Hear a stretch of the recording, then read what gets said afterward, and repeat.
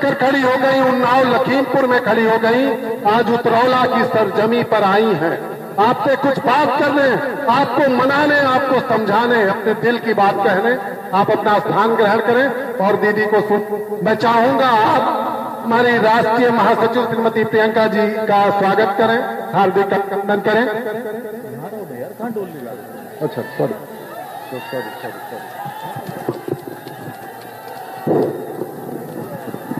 हमारे प्रत्याशी श्री धीरेन्द्र प्रताप सिंह धीरू जी श्रीमती प्रियंका गांधी का स्वागत करते हुए जोरदार तालियों के साथ स्वागत करिए और फूलों की माला के साथ आप सबकी ओर से आपके प्रत्याशी भाई धीरेन्द्र धीरू सिंह।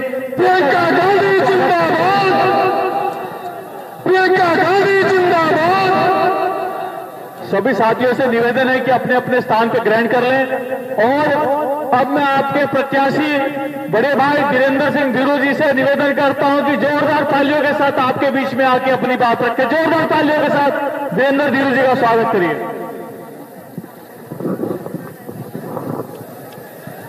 आज उतरौला की इस जनसभा में हमारे बीच उपस्थित कांग्रेस पार्टी की राष्ट्रीय महासचिव, उत्तर प्रदेश की प्रभारी, शोषित पीड़ित वंचित किसानों, मजदूरों, नौजवानों और महिलाओं के सम्मान की लड़ाई लड़ने वाली हमारी नेता बहन प्रियंका गांधी जी का हम उतरौला वासियों की तरफ से, इस क्षेत्र की जनता की तरफ से हार्दिक स्वागत और अभिनंदन करते हैं।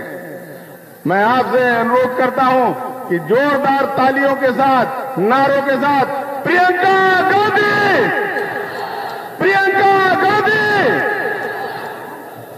साथियों, आने वाले 3 तारीख को आप इस क्षेत्र का नुमाइंदा चुनेंगे और इस प्रदेश में लोकप्रिय सरकार बनाने के लिए आपका एक एक वोट बहुत ही महत्वपूर्ण होगा।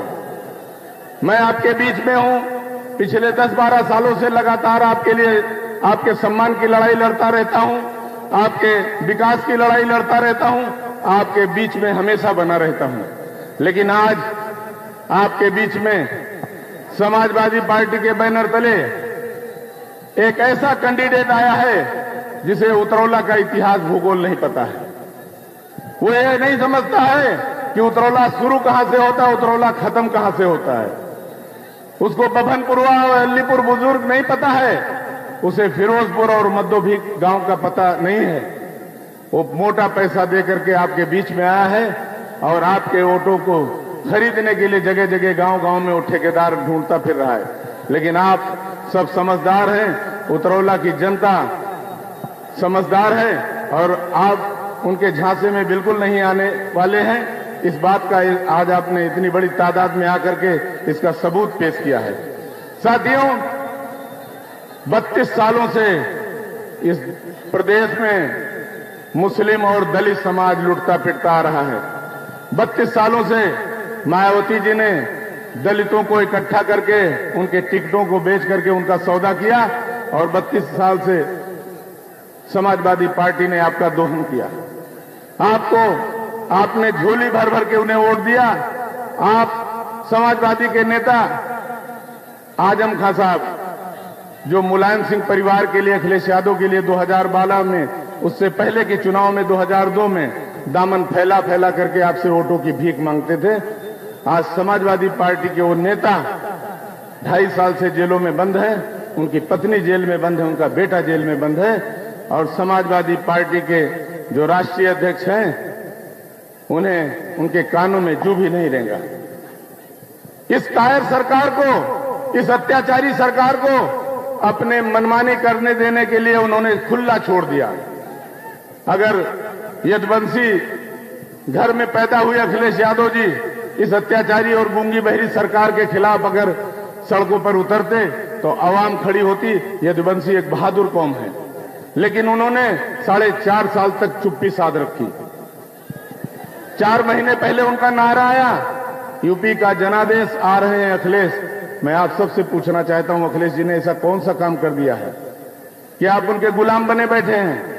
अगर वो सड़कों पर निकलते तो आज ये सरकार, ये कायर सरकार, कायर इसलिए कहता हूं कि आज ये बुलडोजर बाबा के नाम से नया नाम इनका जो है, जो विध्वंस की राजनीति कर रहे हैं, बर्बादी की राजनीति कर रहे हैं, ये सबसे बड़े कायर हैं। क्योंकि कायर अगर ये न होते, ये बहादुर होते तो जुल्म और जास्ती न करते, अत्याचार न करते। इन्होंने अपनी कायराना, अपनी बहसियाना हरकत से उत्तर प्रदेश की जनता को, इस लोकतंत्र को शर्मसार किया है, लूलुहान किया है।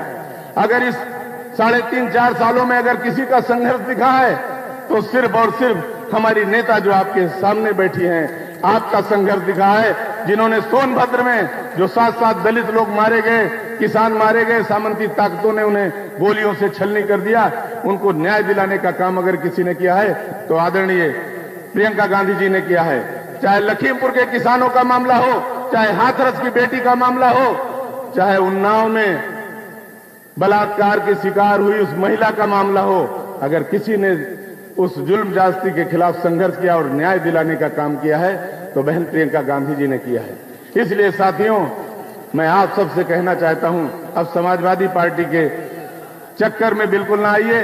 ये आपको, आपसे वोट लेकर के आपको परेशान होने के लिए, आपको अत्याचार सहने के लिए ये कभी भी आपके रहनुमाई नहीं करने वाले हैं। आपके ऊपर जुल्म जाती होती रहती है और एक कानों में तेल डाले बैठे रहते हैं। आज हम आपके बीच में एक ऐसी पार्टी के नीचे, एक ऐसी पार्टी के झंडे के नीचे हम आपके बीच में हैं, कांग्रेस पार्टी के समर्थन से, जिन्होंने हमें लोकसभा का कैंडिडेट बनाया और आप सबकी खिदमत करने के लिए, आप सबकी सेवा करने के लिए मुझे उतरौला का प्रत्याशी बनाया। ये वो कांग्रेस पार्टी है, ये वो झंडा है जिसको महात्मा गांधी से लेकर के, मौलाना अब्दुल कलाम आजाद से लेकर के, सरदार वल्लभ भाई पटेल से लेकर के, पंडित नेहरू से लेकर के, इंदिरा जी से लेकर के, राजीव जी से लेकर के, और आज उस कमान को सोनिया जी ने और राहुल जी ने थाम रखा है। ये वो गौरवशाली पार्टी है जिसने इस देश को हजारों वर्षों की गुलामी से मुक्ति दिलाई और इस देश को एक इतना खूबसूरत संविधान दिया जिसमें न कोई ऊंच, न कोई नीच, न कोई अगड़ा, न कोई पिछड़ा, न कोई अमीर, न कोई गरीब। रानी और मेहतरानी की वोटों की बराबरी देकर के आपको पंच प्रधान से लेकर के IAS IPS तक बनने का आपका सपना साकार किया। दूसरी तरफ भारतीय जनता पार्टी का एक कैंडिडेट जो पिछले 30 सालों से लगातार उसका बाप टिकट पाता था, 2 बार से वो बेटा पा रहा है। ऐसा विधायक जो 5 बजे 5:30 बजे अपने घर में बंद हो जाता है, जनता पस्त है और नेता मस्त है। ऐसे विधायक को आपने चुना, भारतीय जनता पार्टी के नाम पर चुना। भारतीय जनता पार्टी जिसने 8 साल पहले मोदी जी के नेतृत्व में सोशल मीडिया के माध्यम से, इलेक्ट्रॉनिक मीडिया के माध्यम से इस देश की आवाम को गुमराह किया, अच्छे दिन का झांसा दिया, एक ऐसी बयार बहाई कि उसमें तमाम भोले भाले लोग उस बयार में बह गए। नतीजा क्या निकला? वादा था 15 लाख रुपए का, वादा था 2 करोड़ रोजगार का, वादा था भ्रष्टाचार मिटाने का, वादा था काला धन लाने का, वादा था महंगाई कम करने का और वादा था किसानों की आय दुगना करने का। लेकिन साथियों, बड़े दुख के साथ कहना पड़ रहा है कि हमारा नेता जो देश का प्रधानमंत्री है, आज प्रधानमंत्री जगह जगह झूठ बोलता है।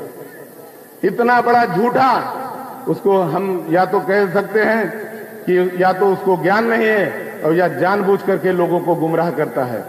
वो बताता है कि गुरु गोरखनाथ और गुरु नानक देव जी और कबीर दास जी एक साथ बैठ के चर्चा करते थे। वो बताते हैं कि हम बांग्लादेश की मुक्ति आंदोलन में जेल गए थे। कोई, मैं अंधभक्तों से कहना चाहता हूं, कौन सा आंदोलन चल रहा था भारत के अंदर? अगर उस आंदोलन को किसी ने अंजाम दिया तो इस देश की नेता, इस देश को ऊंचाई के परचम पर ले जाने वाली, बुलंदियों तक ले जाने वाली स्वर्गीय इंदिरा गांधी जी ने पाकिस्तान का इतिहास और भूगोल बदला। लेकिन ये इनकी अदूरदर्शिता ने आज इस देश के जिस तरह किसानों के फसलों को छुट्टा जानवरों ने रौंद डाला है, उसी तरीके से हमारे नौजवानों के भविष्य को बेरोजगारी के दंश ने, इनकी गलत नीतियों ने बर्बाद कर डाला है। इसलिए साथियों, हम सब एक ऐसे नेता के नेतृत्व में काम कर रहे हैं, एक ऐसी पार्टी के नेतृत्व में काम कर रहे हैं जिसका अतीत कुर्बानियों भरा है। ऐसा दुनिया में कोई ऐसा परिवार नहीं होगा। मैं घमंड से कहता हूं, मैं विधायक रहा, बड़े पद पर रहा, लेकिन मुझे वो इज्जत कभी नहीं मिली जो दीदी के नेतृत्व में आने के बाद, कांग्रेस में काम करने के बाद मैं एक आने का मेंबर रहूं, मैं एमपी एमएलए बनूं या न बनूं, लेकिन मैं फक्र से कहता हूं, आज इस माध्यम से, मंच के माध्यम से कहना चाहता हूं, कोई दल ऐसा नहीं है जिसने टिकट का प्रलोभन न दिया हो और 2-2, 4-4 बार मुझे बुलाया न हो। मैं थूकने नहीं गया, मैं उस पार्टी के लिए काम करता हूं जिसने इस देश को बनाया, इस देश को बुलंदियों तक ले गए। आज हमने रेगिस्तानों में भी नहरें दौड़ाई, बड़े बड़े एम्स, बड़े बड़े IIM, इसरो जैसी संस्था दिए हमने भेल और सेल जैसी बड़ी बड़ी PSU सेक्टर दिए, ONGC जैसी पब्लिक सेक्टर की इतनी बड़ी कंपनी दी। आज हमने रोजगार के व्यापक अवसर दिए, हमने अद्भुत तरक्की का रास्ता आपके लिए खोला और आज उस तरक्की और खुशहाली को ग्रहण लगा दिया भाजपा के इन हुक्मरानों ने।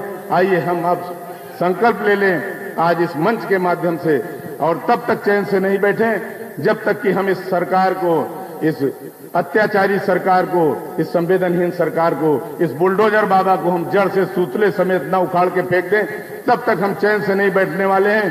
तालियों के साथ हमारा समर्थन करिए, हाथ उठा के समर्थन करिए अगर हम हमारी बात से सहमत हो। इसलिए साथियों, हमारी नेता हैं, हम अपने नेता के सामने बस अपनी इतनी ही बात रखना चाहते हैं। आने वाला 3 तारीख जब आप घर से जाएं, EVM के क्रमांक 1 पर पंजे का बटन दबाएं और हमें अपने क्षेत्र के विकास करने का मौका दें, आपके सम्मान के लिए लड़ने का मौका दें, आपके दुख तकलीफों में शामिल होने का मौका दें। इन्हीं बातों के साथ मैं अपनी बात को समाप्त करता हूं। बहुत बहुत धन्यवाद। जय हिंद, जय भारत। एक बार जोर से फिर नारा दीजिए, प्रियंका गांधी कांग्रेस पार्टी, प्रियंका गांधी राहुल गांधी, प्रियंका गांधी राहुल गांधी, प्रियंका गांधी सोनिया गांधी। बहुत बहुत धन्यवाद साथियों। और अब मैं अनुरोध करूंगा अपनी राष्ट्रीय महासचिव, जिनका आप इस धूप में बैठकर इंतजार कर रहे थे, वो आएं और अपनी बात आपसे कहें। श्री नसीमुद्दीन सिद्दीकी जी, श्री धीरेन्द्र प्रताप सिंह जी, श्रीमती बबीता आर्या जी, श्री रोहित चौधरी जी, श्री हारिस बिन खालिद जी, श्रीमती सविता सिंह जी, श्री अभिषेक पटेल जी, श्री चंद्रशेखर मिश्रा जी, आप सबका और पार्टी के अन्य नेताओं, पदाधिकारियों सबका इस सभा में बहुत बहुत स्वागत। मेरी प्यारी बहनों, प्यारे भाई, आपका भी बहुत बहुत स्वागत। मैं जानती हूँ कुछ समय से धूप में इंतजार कर रहे हैं, इसके लिए मैं सबसे पहले आपसे माफी भी चाहती हूँ। मैं आज चुनाव के संदर्भ में आपसे कुछ बातें करने आई हूँ, लेकिन उन बातों को शुरू करने से पहले मैं आपसे पूछना चाहती हूँ कि आज आपकी सबसे बड़ी समस्या क्या है? बेरोजगारी, महंगाई, बेरोजगारी, किसानों की समस्या, छुट्टा जानवर और खाद मिलती है? नहीं। उपज का दाम मिलता है? नहीं। जो बेरोजगार हैं वो जब भर्ती के परीक्षा देते हैं तो क्या होता है? नियुक्ति होती है? नहीं। हाँ, ठीक है। तो महंगाई, बेरोजगारी, किसानों की जो समस्याएं हैं, जो छोटे दुकानदार हैं, छोटे व्यापारी हैं, उनकी जो समस्याएं हैं, मेरी बहनें आपकी जो समस्याएं हैं, ये आज सबसे बड़ी समस्याएं हैं। सही बात है? सही है। तो मैं आपसे पूछना चाहती हूं, जब महंगाई आपके घर आती है तो क्या दरवाजा खटखटाकर पूछती है कि आपका धर्म क्या है? नहीं। जब बेरोजगारी आती है आपके घर तो क्या चुन चुन कर आती है? क्या वो कहती है कि अरे इस घर में नहीं जाऊंगी क्योंकि इधर तो कुछ एक धर्म के लोग रहते हैं, चलो उस घर में घुस जाते हैं? किसी और के घर में चलते हैं, या इस जाति के लोग हैं यहाँ, इनको छोड़ देते वहां चलती है बेरोजगारी। ऐसा होता है। जब छुट्टा जानवर आपके खेत चरता है तो क्या चेक करके चलता है कि भाई ये किसका खेत है? ये क्या हिंदू का खेत है या मुसलमान का खेत है या किसी दलित का खेत है या किसी ब्राह्मण का खेत है? पूछता है छुट्टा जानवर कि चरे जाता है? नहीं पूछता ना। तो कभी आपने सोचा है कि ये जो राजनीतिक दल है, Bahujan Samaj party, Samajwadi party, Bharatiya Janata party, इसके नेता बार बार धर्म और जाति की बात क्यों करते हैं? कभी पूछा है आपने अपने आप से? आखिर नेता का क्या काम होता है? सेवा करना, विकास लाना। तो क्या जब विकास लाएंगे, जब बिजली का तार डलेगा, तो क्या ये बिजली चुन चुन कर जाएगी लोगों के घरों में? क्या ये बिजली किसी धर्म के घर में आकर टिक जाएगी या सबके घरों में जाएगी? क्या ये सड़क जो इनको बनानी है, क्या ये कुछ ही लोगों के लिए सड़क बनाएंगे कि सब चलेंगे इस सड़क पे? जब आपके घर में पानी की टूटी लगानी हो या विकास कराना हो या यहाँ कोई बड़ा उद्योग लगाना हो, तो उसका फायदा क्या कुछ धर्म के लोग और कुछ जाति के लोग करेंगे कि सबका फायदा होगा? फायदा तो सबका होगा। विकास आप चुन चुन कर नहीं सकते। देना है, करना है तो सबके लिए करना होगा। तो ये क्या सनक है इन लोगों की कि ये धर्म की बात, जाति की बात बार बार करते हैं। ये आपके सामने चुनाव के समय मंच पर आते हैं, कोई बुलडोजर की बात करेगा, कोई आतंकवाद की बात करेगा, कोई पाकिस्तान को ले आएगा यहाँ, कोई धर्म पर बार बार चर्चा करेगा, कोई आपकी जाति पर आपके जज्बातों को उभार कर वोट मांगेगा। क्यों कर रहे हैं ऐसे? ये कभी सोचा है? इस बात को गहराई से समझा है? किसने डाली ये आदत इनकी?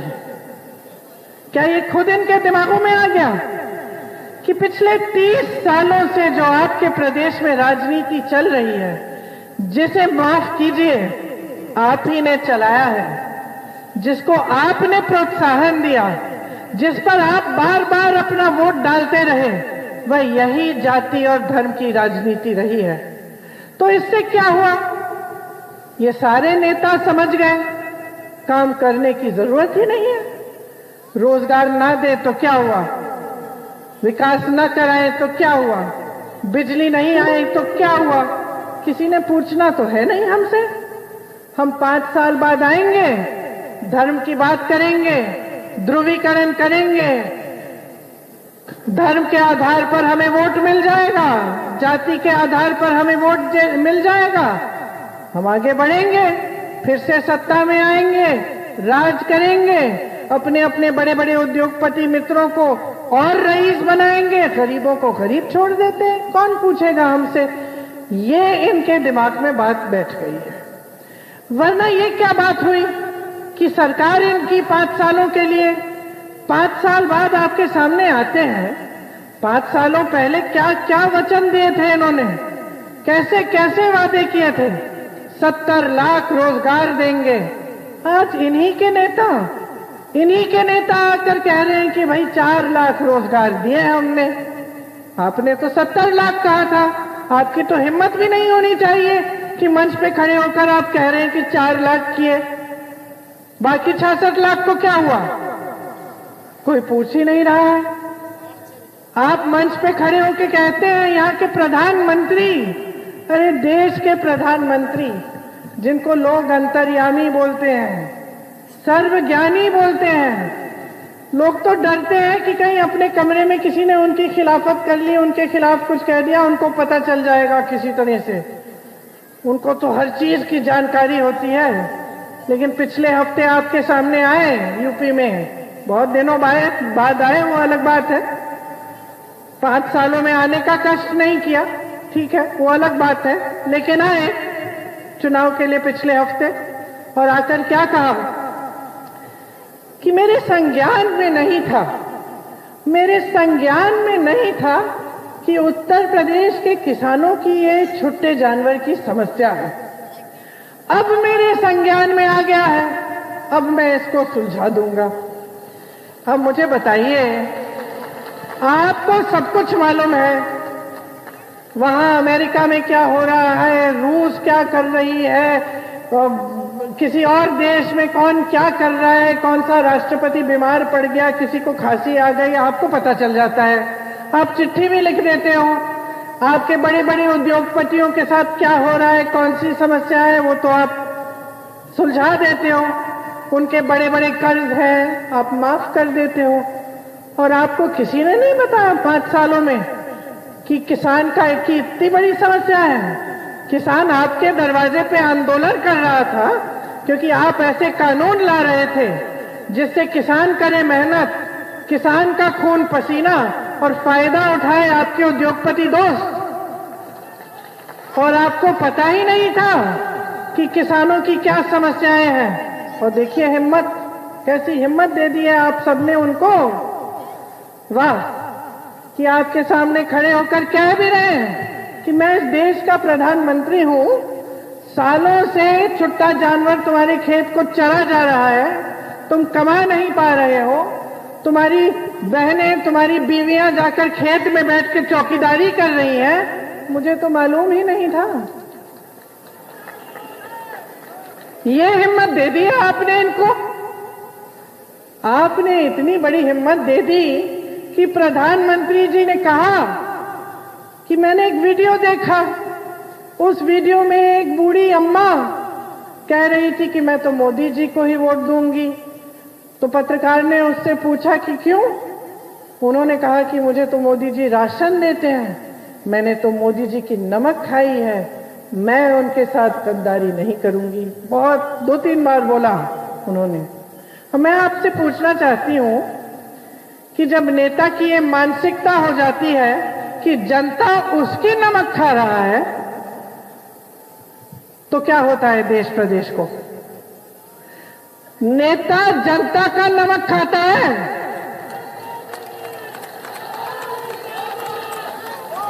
उधार में देते हैं आप सत्ता नेताओं को। आप चाहें तो हम सबको उतार दीजिए इस मंच से, ये आपकी सत्ता है। ये लोकतंत्र है बहनों और भाइयों, कोई तानाशाही नहीं है, ये कोई शहंशाह नहीं बैठे हैं गद्दी पे। आपने इनको भगवान बना दिया है। ये बोलते हैं तो आपको लगता है भगवान की वाणी है। अरे जाग जाइए, जाग जाइए, आपको गुमराह किया जा रहा है। हर 5 साल आकर धर्म की बात, जाति की बात कर करके सत्ता में रह रहे हैं और आपको खाई में डाल रहे हैं। यहां एक इंसान नहीं है, मैं दावा लगा सकती हूं आप में से एक जना खड़े होकर मुझे बताए कि पिछले 5 सालों में आपके जीवन में तरक्की आई है। बताइए, कोई है ऐसा? दुकानों में जाती हूं, दुकानदार कहते हैं कि हमारी कमाई नहीं हो रही दीदी, नोटबंदी।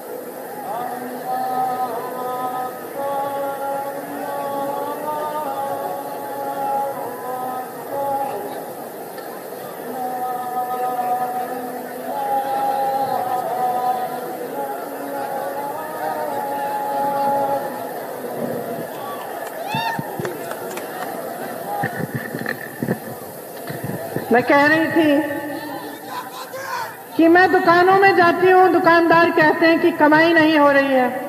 जीएसटी, नोटबंदी, कोरोना के लॉकडाउन से उनकी कमाई खत्म हो गई, कोई राहत नहीं आई। किसानों को की इतनी बड़ी समस्याएं हैं, छुट्टे जानवर की समस्या है, धान, गेहूं, गन्ने का पैसा नहीं मिलता, खाद नहीं मिलती। मैं ललितपुर गई, वहां खाद की लाइन में खड़े खड़े एक किसान की मौत हो गई।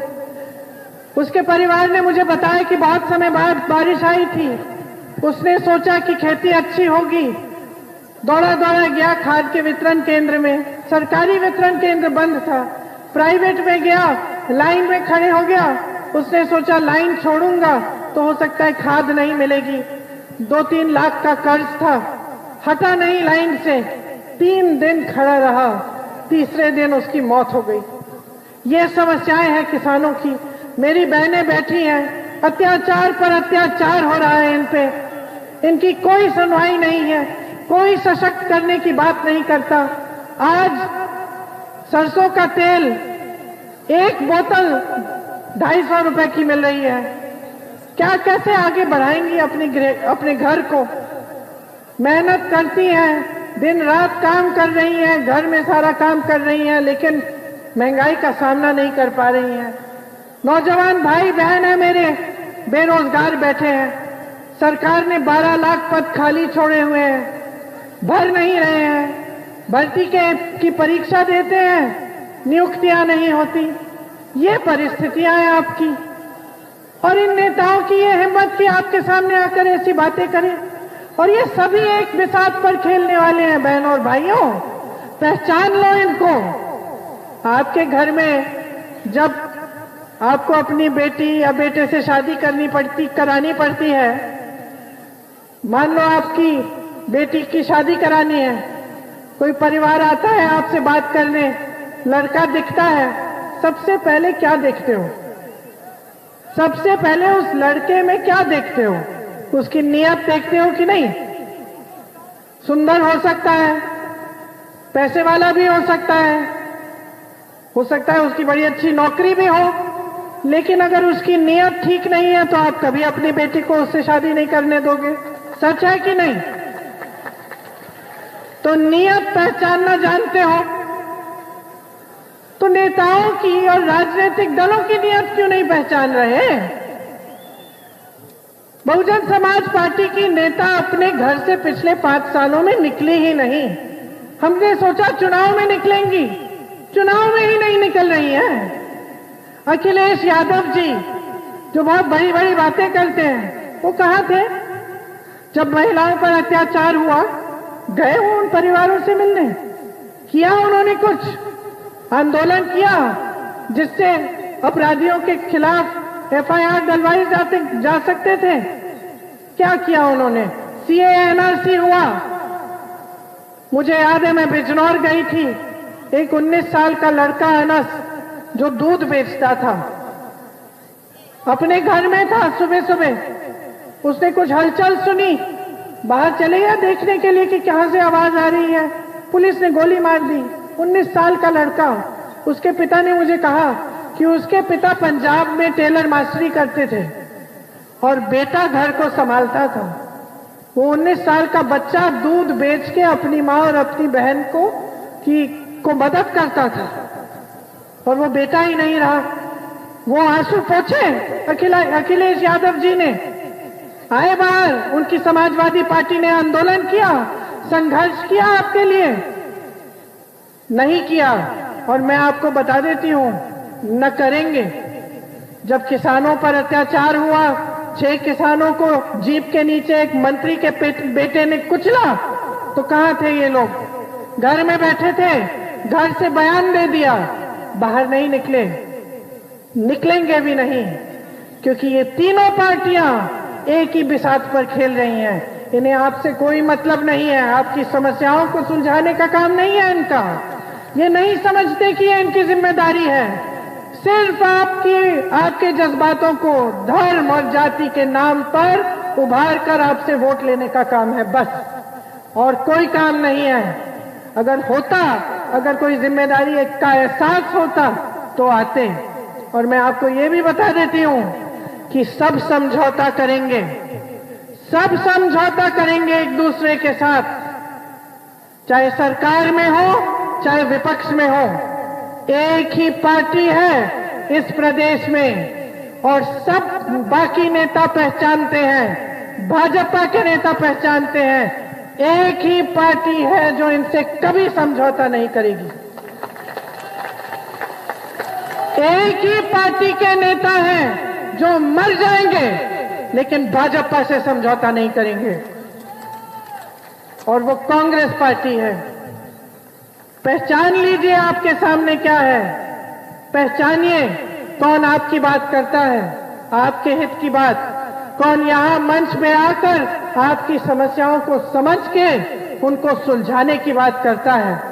आज मेरे नौजवान साथी परेशान हैं, त्रस्त हैं। क्या आपको मालूम है कि उत्तर प्रदेश में इस देश के सबसे ज्यादा नौजवान हैं? यहां से पलायन होता है ना, बड़े बड़े शहरों में जाकर नौकरी ढूंढते हो, क्यों? क्या यूपी में हुनर नहीं है ना? सबसे ज्यादा हुनर यहां है, देश के सबसे ज्यादा नौजवान यहां इस प्रदेश में है। तो बाहर क्यों जा रहे हैं रोजगार ढूंढने के लिए? क्यों जाना पड़ता है? क्योंकि आपकी सरकारों ने कुछ किया नहीं। 12 लाख सरकारी पद खाली पड़े हैं। मोदी जी और योगी जी, उनको दिख नहीं रहा है कि तमाम नौजवान बेरोजगार पड़े हैं? उनको पूछ लीजिए, लगा दीजिए ना नौकरी में, क्यों नहीं लगाई? कभी सोचा है? नौकरियां कहां से आती हैं, रोजगार कहां से आते हैं? बड़ी बड़ी संस्थाएं BHEL, HAL, NTPC, ITI, ये सब सबसे पहले तो यहां से आती हैं। कांग्रेस की सरकारों ने इनको बनाया था ताकि रोजगार बने। ये पब्लिक की संस्थाएं थी, किसी की जागीर नहीं थी। इन्होंने सारी की सारी बेची हैं, सब अपने दोस्तों को बेच दी। 2-3 दोस्त हैं इनके, बड़े बड़े उद्योगपति, मैं नाम नहीं लूंगी क्योंकि नाम आप जानते हो। सब उनको बेच डाला, इस पूरे देश की संपत्ति उनको बेच डाली। तो रोजगार कहां से बनाएंगे? खेती से रोजगार होते थे, किसानी से मिलते थे। छोटे दुकानदार, छोटे व्यापारी जो छोटे मैन्युफैक्चरिंग के यूनिट बनाते थे, उनसे रोजगार मिलता था। उनको आपने खत्म कर दिया, ऐसी नीतियां लाए कि सबकी कमर तोड़ दी। यहां से भी रोजगार नहीं बन रहा, सरकारी पद भी नहीं दे रहे हो, तो कैसी बातें कर रहे हो कि रोजगार दोगे? सब खोखली बातें हैं जी, कोई रोजगार नहीं देने वाला।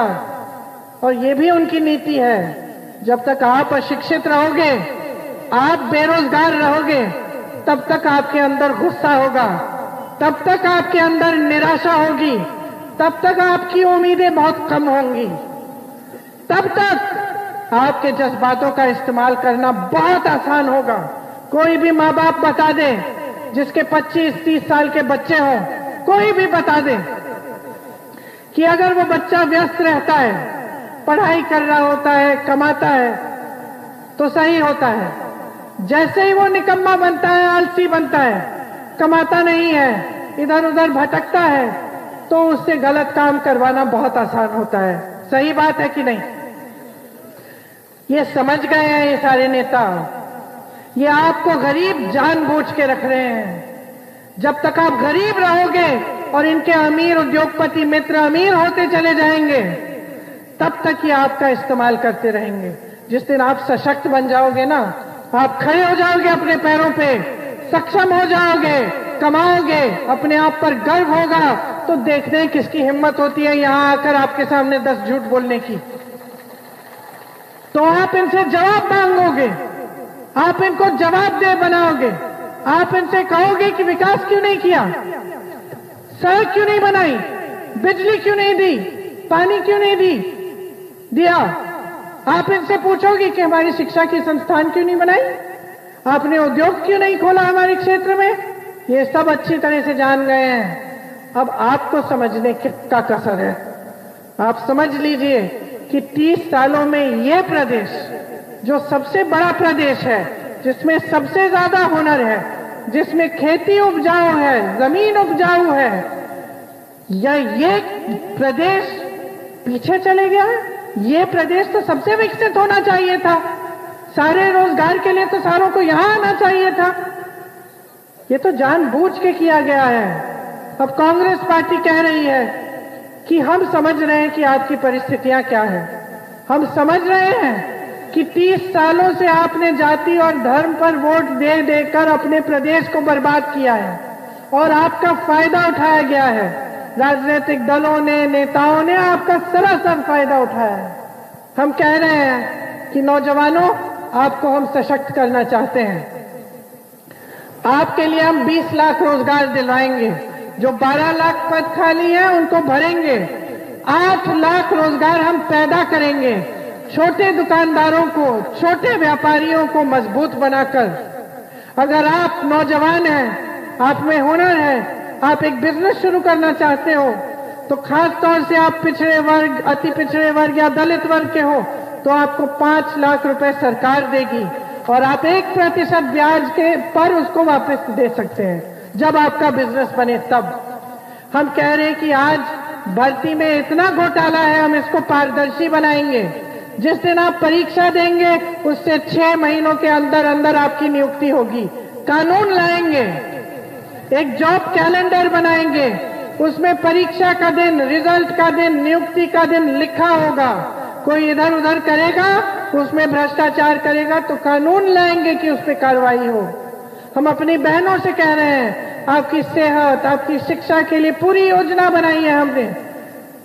छात्राओं को मुफ्त मोबाइल, मुफ्त स्कूटी, आपको 3-3 गैस सिलेंडर, ये तो ठीक है, ये तो आपका हक है, लेकिन इससे बढ़कर हम आपको सशक्त बनाने का काम करेंगे। 40% जितनी भी सरकारी रोजगार हैं आपको मिलेंगी पहले के आरक्षणों के तहत। आप पर अगर अत्याचार होगा और एफआईआर दर्ज नहीं करेगा कोई अधिकारी 10 दिन के अंदर अंदर, तो उसका सस्पेंशन का कानून लाएंगे। किसान बहनों और भाइयों, आपके कर्ज माफ करेंगे, क्योंकि हम जानते हैं कि आप पर कितना बोझ है। पहले करके दिखाया, फिर से करेंगे। सबकी बिजली की बिल आधी करेंगे और जिनका बिजली का बकाया कोरोना की वजह से जिनकी को बहुत दुख हुआ और समस्या आई, उनका बिजली का बकाया हम साफ करेंगे। ये सब योजनाएं हैं हमारी और इससे भी ज्यादा है। किसानों के लिए गेहूं और धान 2500 रुपए में मिलेगा। छुट्टे जानवर की समस्या छत्तीसगढ़ में कांग्रेस की सरकार ने सही नियत से सुलझा दी है। क्या किया? वहां के मुख्यमंत्री जी ने एक योजना बनाई कि अगर पब्लिक छुट्टे जानवर का देखभाल करे अपने घर में, तो उसका गोबर 2 रुपए किलो में सरकार खरीदेगी। गोबर का गोबर गैस बनाए, खाद बनाए सरकार खरीद के, और उससे ये समस्या सुलझ गई। इसका समाधान हो गया। कैसे? पब्लिक को की कमाई हो गई छुट्टे जानवर को रखने से, तो अपने घर रखने लगे, उसकी देखभाल करने लगे। गोबर 2 रुपए किलो में सरकार को बेचते। सरकार ने उस गोबर का इस्तेमाल ऐसे किया कि और भी पब्लिक की सुविधा हो गई, समाधान हो गया। और यहाँ आपकी सरकार जो कहते हैं कि हम योगी हैं, हम ये हैं, हम धार्मिक हैं।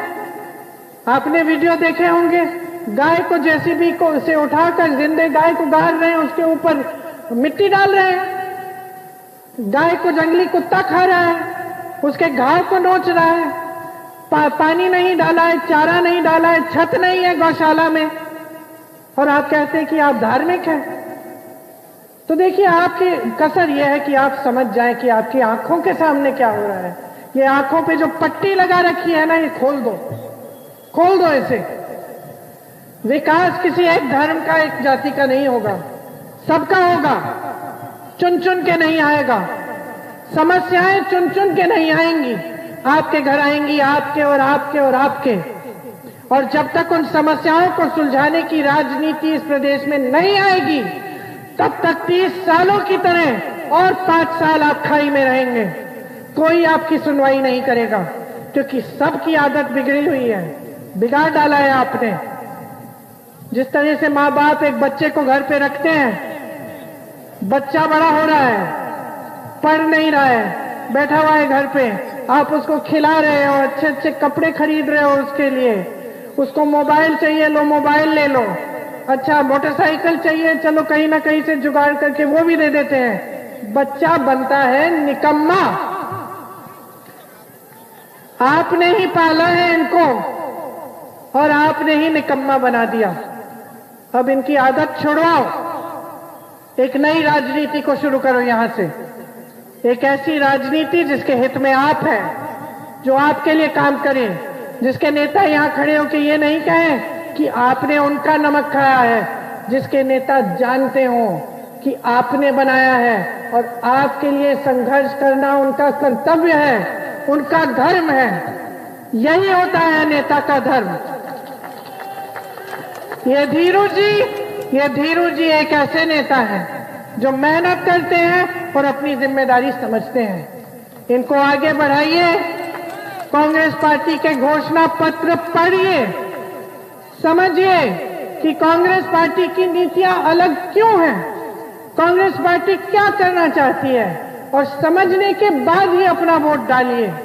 मैं दावे के साथ कह सकती हूं कि उत्तर प्रदेश में कोई और ऐसी पार्टी नहीं है जो सिर्फ आपके लिए नीतियां बनाए, जो आपको आगे बढ़ाने के लिए, आपके विकास के लिए काम करेगी। हमें मौका दीजिए, उत्तर प्रदेश में कांग्रेस की सरकार बनाइए, इधर उधर मत भटकिए। जब बनेगी तो आप खुद देखेंगे कि आपने सही निर्णय लिया। आप सबको बहुत बहुत धन्यवाद। कुछ लंबी बातें कर ली मैंने, आपने ध्यान से सुना। मेरी उम्मीद है कि चुनाव के दिन आप इन बातों को अपने मन में रखेंगे। धन्यवाद। जय हिंद। मैं अनुरोध करूंगा दीदी से, मेरा जिला कांग्रेस कमेटी बलरामपुर आपका माल्यार्पण करके हार्दिक स्वागत। बबीता जी आ जाए। सीधा कांग्रेस को बबीता जी आइए।